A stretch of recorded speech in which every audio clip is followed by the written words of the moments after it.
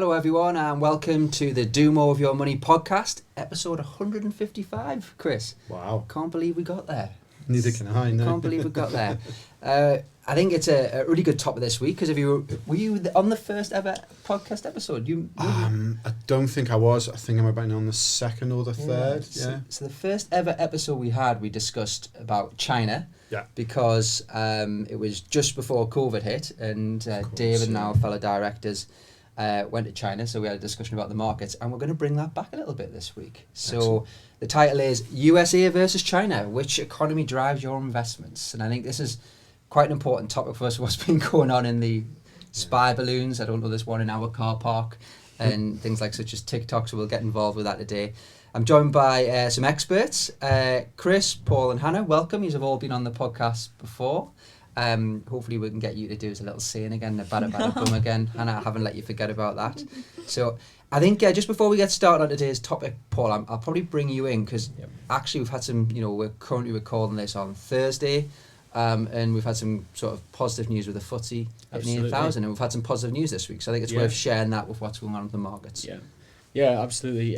So it's been a very busy week this week in terms of what's been happening in markets, in equities and bonds, but also economic data. You're right, the FTSE 100 reached an all-time high, going above 8,000. So that's great news because we're invested in the UK equities, but we are also global equity investors. But we've seen strength not only within the UK but also in European equities, and this is just building on the momentum that we've seen really over the last 2-3 months, where equity markets have really rebounded, and you've seen strength in China, in the US. So it's been a really good time for investors, coming off a challenging environment last year, but seeing good momentum. A little bit of weakness in the bond markets. But that's just more driven by the inflation narrative, which has shifted from disinflation back to inflation. But in terms of economic news this week, we saw positive news on UK inflation, which has been very high, above 10%, 10.5%, fallen this week to 10.1%. But when we strip out energy and food, both very volatile components, you actually seen inflation fall much further, so it's down at 5.8% when you strip out those volatile components. So that's real positive for the UK, perhaps turning a corner on the inflation backdrop, and that'll filter into investor sentiment. And is that faster than we expected or anticipated, or is that going in line with what the Bank of England said, Chris? Yeah, I think it was it slightly faster, Paul? Better than expected. Yeah. So when we look at numbers, 10.2 was expected, it came in at 10.1. Yeah. But when we strip out those volatile components, you were expecting above 6, it fell below 6. Yeah, I know the price of food, wow. Yeah. I think the big thing for me is what you're seeing is basically a reversal of a lot of the negative trends that you saw last year. So we all know that last year was a negative year for global stock markets, but actually a lot of the things that were driving that are now starting to reverse through. So things like the fact that you were seeing a very fast rise in interest rates, we're starting to get close to that peak interest rate cycle. Things like inflation, inflation is coming down, and maybe a quite nice segue to probably the next bit is you've got China reopening as well. And that's been a really good driver for what's happening within stock markets, not just in China, but actually globally as well. I think you were also seeing on the growth front, coming into the year, there was expectations that growth was going to be weaker, given the inflation backdrop, given the squeeze on the consumer. But what's actually turned out is the consumer's been really resilient because the labour markets have been so strong. People being employed, they can continue to spend because they're earning. So it's had a positive effect. I think it's definitely worth picking that out. Well, as you said, let's get right into it. So, come on then, Chris. What's happened between US and China this week, and how is this? How can this affect us with our own investments? Yeah, I mean, there's been a lot of talk of different types of spy balloons and things like that. We obviously had the balloon that was shot down. As well as that, you've also had what's been happening with Tik Tok and the potential for how is information used within Tik Tok and how is that then spread into China overall. I think US-China trade tensions, if maybe not just trade tensions is nothing new. There's a very clear struggle there to see who will be the dominant economy. Even the balloons is nothing new. They've had Yeah, several they've had- balloons. I think under the Trump administration, they Yeah. had 3 balloons. They're seen in Europe, they're seen in Latin America, but the press just grab onto a headline that a fighter jet has shot down a balloon, and it's a Yeah. great news story and run with that. But there's much more going on underneath the surface about technology, chips, manufacturing of chips, and bringing in legislation to really halt China's And I think it's growth. worth bringing that in because I was listening to the radio the other day and it was talking around the iPhone and the production of iPhones in China and the production of chips in China, and from an American perspective, how they are looking to potentially stop that, Paul. Absolutely. I think it was in 2019 that they brought in legislation to stop companies in the US export anything, whether it's technology, whether it's equipment that goes into producing chips, and that was then filtering its way into China. So Huawei, the communications... Very difficult to pronounce. Very, I had to really think about that. I personally wasn't going to say that, so well done. In 2021, their revenue fell by 30% just because of this new legislation that the US enacted. So it's having a material impact on Chinese companies, and it's really an effective, almost weapon to really stop China's growth. How probably for the full audience here, we've got, even look at the UK economy as well as the US economy. Like, how reliant are we on China now? From it's the second biggest economy in the world now. So, like, how are we so we seem very reliant on it? So I'm gathering it's not just a case of let's get divorced and stop buying things from China. Yeah, especially for the US. It's interesting actually. I've got some figures here. So last year was a record high for trade between the US and China. So the overall figure there was $691 billion. So US imports from China increased to $536 billion, and US exports to China increased to $154 billion. So they're very, very big numbers. There's a huge amount of interdependency between not just the US and China, but the rest of the world and China. What you're seeing, and this is actually some of the conversations that Paul and I have been having with some of the fund managers that we work with around actually, how does that play out moving forward? How do you reduce your reliance on China?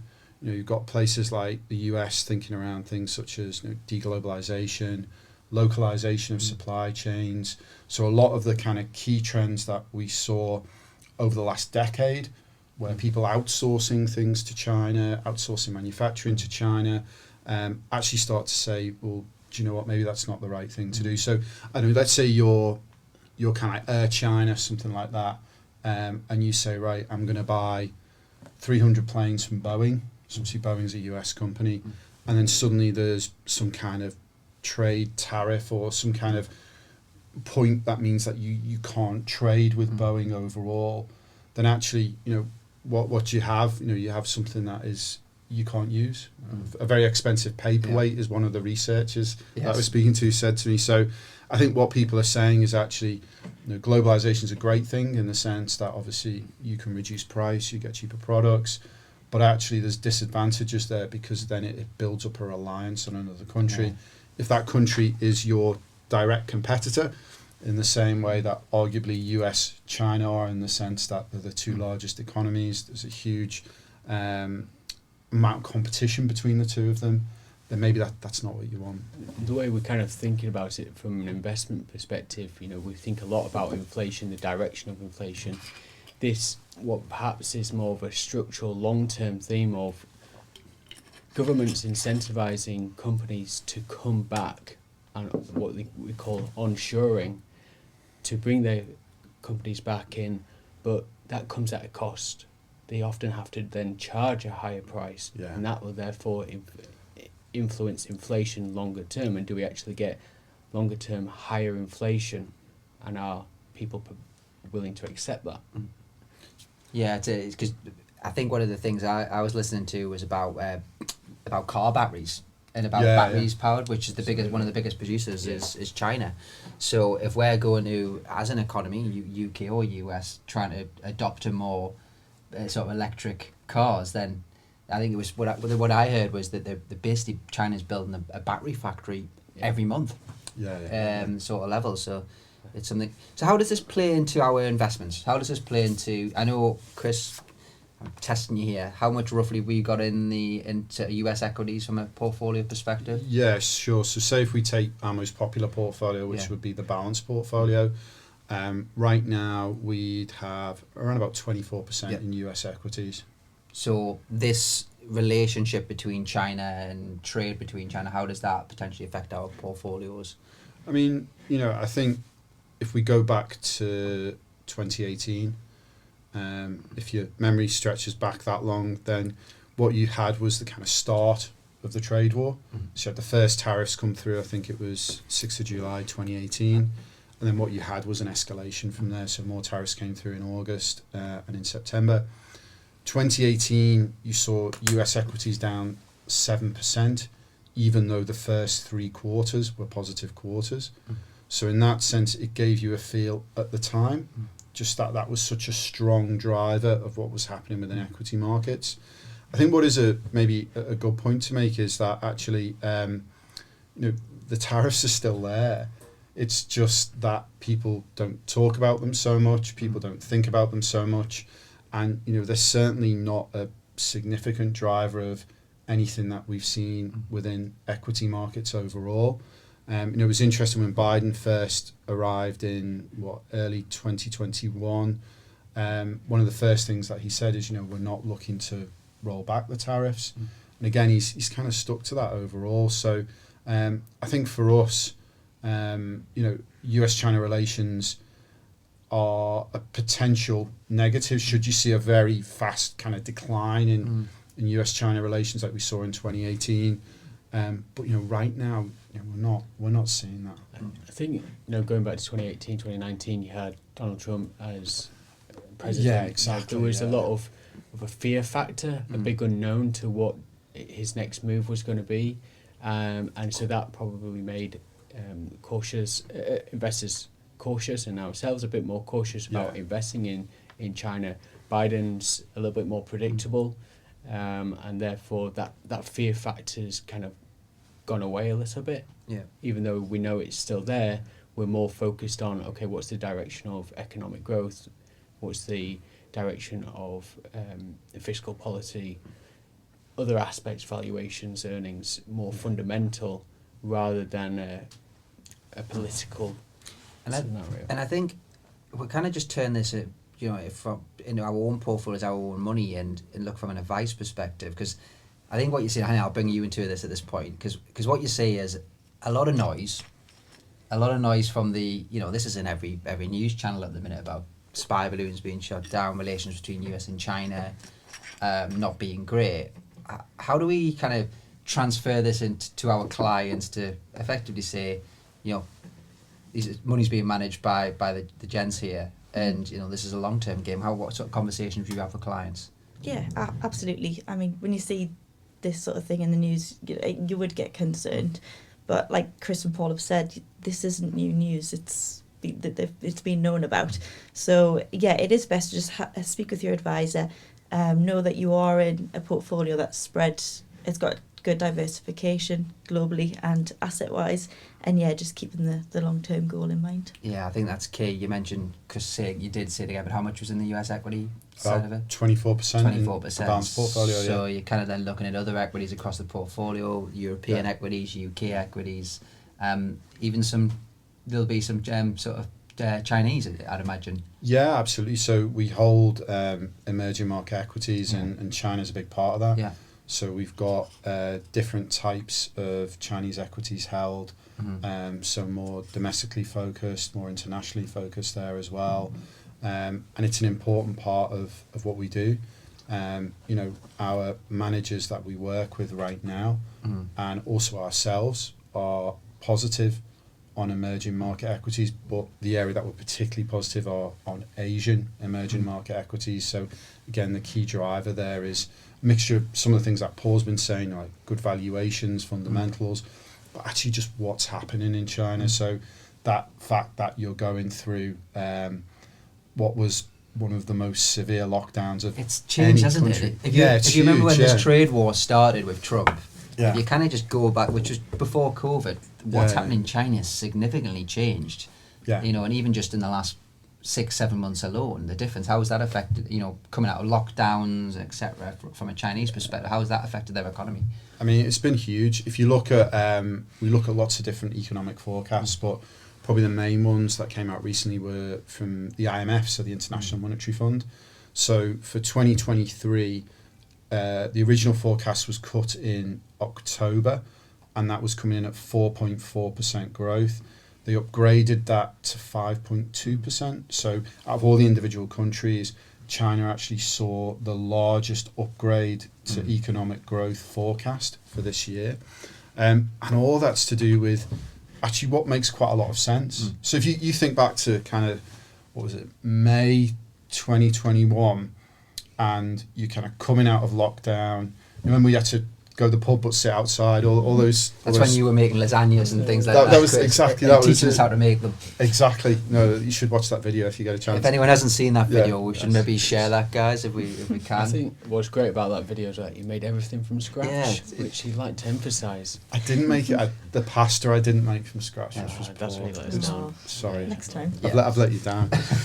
But no, what you've seen is, you know, if you think we're in lockdown for what, like 4 months, something like that, and you came out of that, you were desperate to eat out, desperate to travel, desperate to go to the pub, desperate to see all your friends.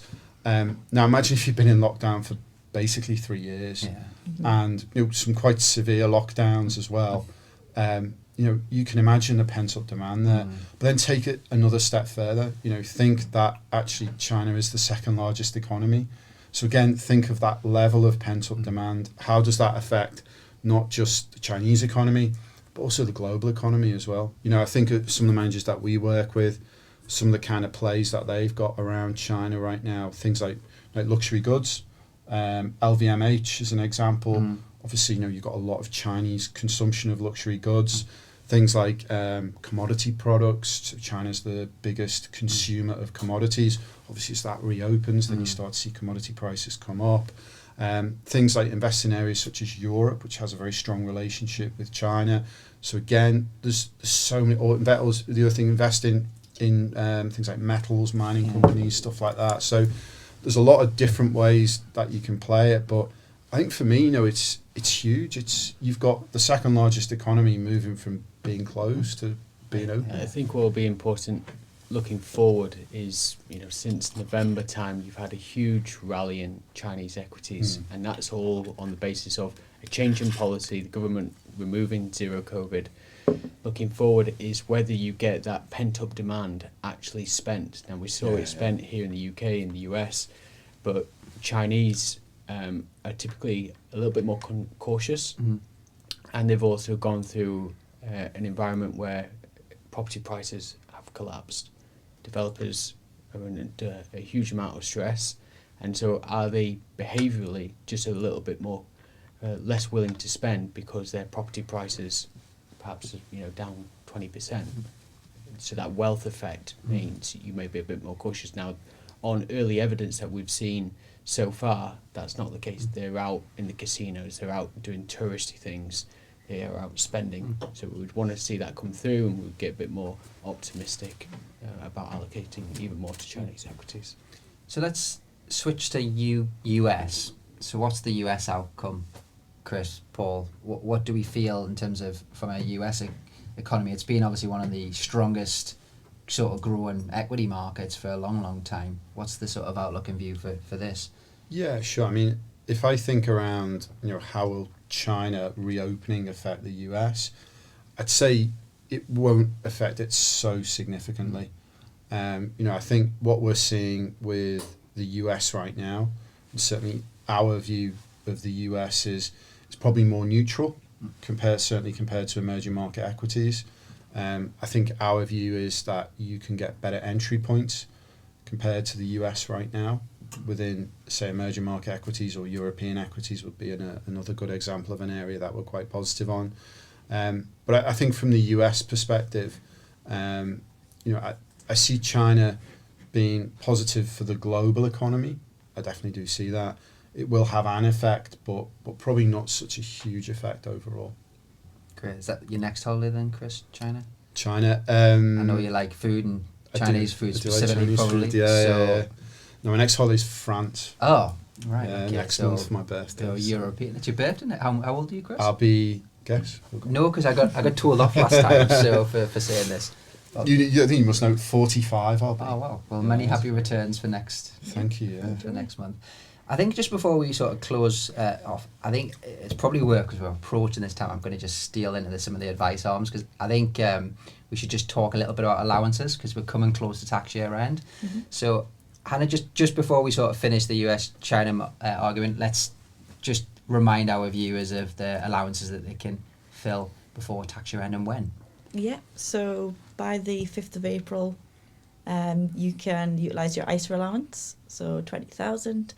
If you have a little bit more than that than you want to invest, you've got your general investment accounts that don't have allowances, and then you've got your pension allowance as well, so your annual pension allowance up to 40,000 depending on your earnings. I think it's always the thing to mention as well, is if you've took any money out of your ISA, it is a flexible ISA at TP, so you can top that back in. But I thought it's worth just mentioning that just while we're getting to that point. Right. Do you think there's such a thing as UFOs, Chris? I was hoping you wouldn't ask me this one. So unidentified flying objects. So I believe there are unidentified flying objects that people may not have identified at this point. Does that mean, I don't know, there's an alien flying around in a little ship above here? Who knows? I'm not sure. I think that's enough. I don't think we can talk about that any more. But I thought I'd ask you specifically because I know you're a man of the world, and of course. In fairness, the US will probably just shoot it down anyway. So well, if it's over here, someone will shoot it down. Yeah, definitely. And it's interesting because I did have a TikTok account, but I've now deleted my TikTok account a long time ago because I think it was a big thing during lockdown, wasn't it? Everyone got themselves doing like the dance routines and stuff like pretty that. good. I know Chris is a big fan of TikTok. You've got many videos. Of course, yeah. You like to do karaoke. Yeah. All those, yeah. At Chris it's Leland. Just karaoke dressing up. It sounds really wrong. But yeah. No, I don't have TikTok. 45 is far too old for TikTok. Potentially. I find it fascinating how people have made millions of pounds off some of these it's incredible. Some of these programs. It's kind of fascinating. Charged to show your video on their TikTok account. It's pretty impressive. But anyway, we'll finish it there. I think thank you. Interesting topic. Hopefully just give you a bit more topical, give our viewers a bit more topical views on China and US and how it can affect their own portfolios. Please keep watching the morning market videos. I think I'll just give a little bit of a plug for that, where the gents, so you've been on one this week, Paul, I believe, have you? Monday. Yeah, Monday. Yeah. It was Tuesday. UK unemployment. Yeah. Yeah. Which one? Who's got the most views? I think I have. I don't think so. I think I have. It's probably because you've got a TikTok video of believing UFOs. It was the dance routine I did at the start. Yeah, probably. But no, seriously, they're really good content. I think even just a few very couple of minutes just on what's going on in the market, and it's good for us to engage with clients. But really good content. So please watch those. Please like and subscribe if you've enjoyed today's podcast. Thank you, everyone. Have a great weekend. Don't go in a hot air balloon. You never know. Thanks very much, everyone. Have a great weekend. Thank you. Thank you. If you're interested in taking your investing to the next level, or would like to know more about the options available to you when you retire, then download our free guides to ISAs and pensions. These are available in the video description below.